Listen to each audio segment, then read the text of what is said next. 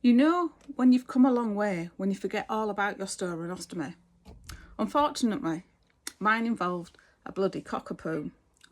Ball and stick obsessed cockapoo. The cockapoo dropped his ball in the canal. Normally he would look and plan and think, can I get out of this, can I get into this? But when there's a ball and a stick involved, that goes out the window, he just legs it in.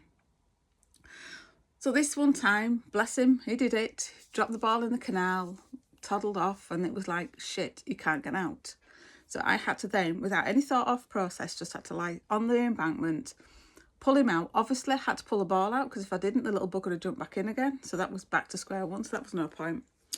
So then I pulled him out, and as I'd cursed him and he's shaking his water off this guy who came walking up and he says to me, I really thought you were going to fall in there. And I thought, yeah, we're a bit of a drop, wasn't it? But if I didn't get him, it would have been hell for it. Then that's when I remembered, shit, my stomach, my stoma, my ostomy. And I thought, whoop.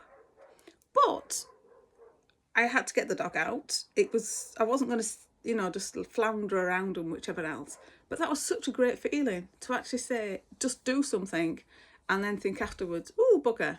Thankfully, the bag was empty because it was early during the day, so there wasn't no output or anything else. But like I said, my first thought was, get the dog out. Then, once I got him out and cursed him and he was shaking off and this guy were laughing at me, it was like, okay, I have a stoma and I've just laid flat on my guts just to try and get this thing out. That is what confidence is to me. And that just shows you how much you can achieve and you can do with your stoma and ostomy. And the most important thing is, no matter where you are now, you will move forward. No matter what you're thinking and feeling at the moment, it will move forward. And I truly believe you've got this.